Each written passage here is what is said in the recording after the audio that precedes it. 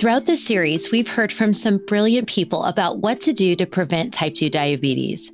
We've talked about the lifestyle changes someone can make, like eating a healthy diet, exercising, reducing stress, and taking the medications their body needs.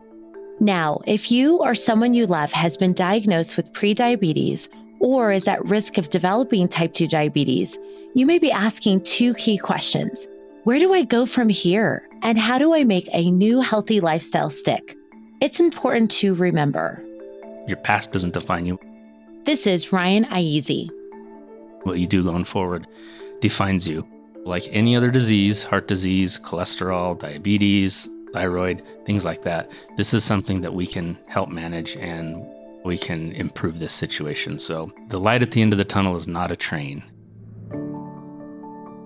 This may be the last episode in our series, but it's not the end of your journey. Welcome back to the Preventing Type 2 Diabetes podcast.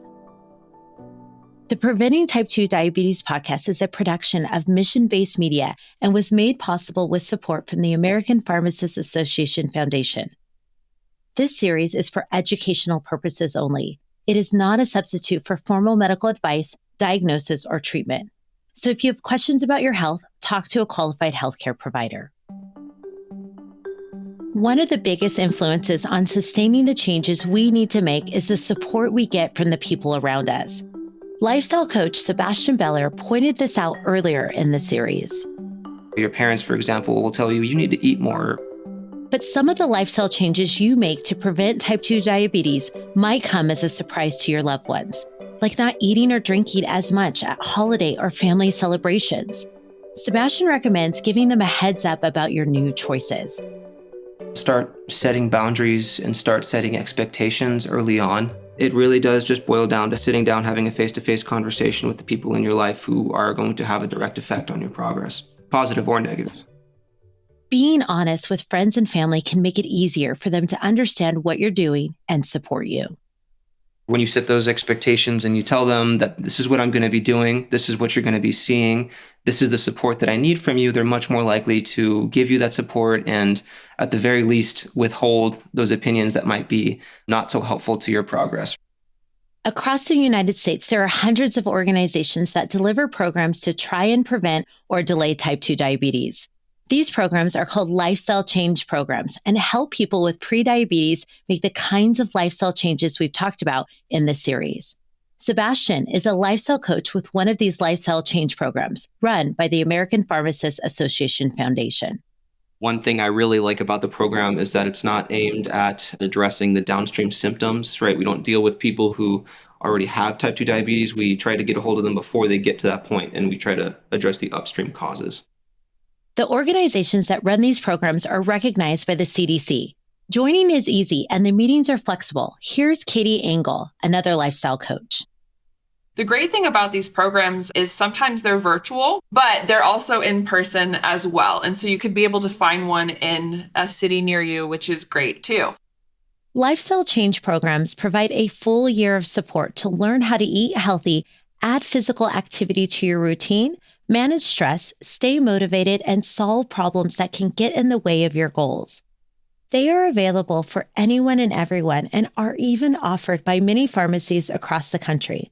To find programs available in your state, city, or zip code, visit impactdiabetes.org. You can find a link to that resource in the show notes and on our website, healthunmuted.com/resources. You can even search for programs offered in different languages. There are also other organizations that are focused on specific needs of people and communities. Grace Silverio, who we've heard throughout this podcast series, is on the board of Diversity in Diabetes. It's an amazing organization that helps provide resources for people of color living with diabetes. We also have a monthly support group that is a safe space to come and share and ask questions and be vulnerable. So I would encourage you to check out Diversity in Diabetes website. Reaching out for help can be really difficult, something that is often particularly true for men like Oscar Camejo. It's okay if you're struggling to reach out to a friend or a loved one to say, hey, you know what? I'm concerned about my health. I need support from you, because we as men don't like to make it known that we need help but we need to get over that. Men do have more difficulty relying on their support network. They just have this belief that they can do it better themselves a lot of times. Part of that difficulty comes from the reality that you may remember being fit and healthy when you were younger. You may have played soccer or American football or tennis back in the day or what have you. Those days are gone. We're talking about you right now, especially if you're in your 30s, 40s, definitely in your 50s. You don't want to keep neglecting your health. And if you are married or you have a partner or what have you, you want to be accountable to them to let them know, hey, I'm working on my health, so I need your help. It's important to also understand that while your story is unique, your experience is one that's been shared by millions before you, and a lot of brilliant advice and assistance is out there. I really was concerned about patients being diagnosed with diabetes and being sent home with their paperwork and needing to figure it out on their own. This is Adrienne May, a registered nurse, certified diabetes care education specialist, and author of the book, Beating the Sugar Beast. That is not a way that we need to deal with this condition. Diabetes is a day-by-day process. It's a journey. It's a marathon. It's something that patients have to deal with on a daily basis. If you have prediabetes, it affects you every day and affects every facet of your life. As we have heard in the previous episode, advances in treatment in this field are happening at a rapid rate, so it's also really important to stay up to date. When doing so, always try to ensure the resources and advice you are seeking comes from reputable sources. I always want patients to use something that's credible and that's been research-based and something that is accurate. Some of the go-tos that I use and that I recommend are the American Heart Association, American Diabetes Association, Mayo Clinic, the Association of Diabetes Care and Education Specialists. As we've said throughout the series, links to the resources, including the National Diabetes Prevention Program, lifestyle change programs, and all of those that have been mentioned are available at healthunmuted.com/resources. Throughout this series, we've been hearing from people with prediabetes who have made positive changes to their lives. If you've made it this far, well done. You've made a positive step of your own by educating yourself on what you can do to improve your health. From this point, it's up to you. The journey forward will be challenging.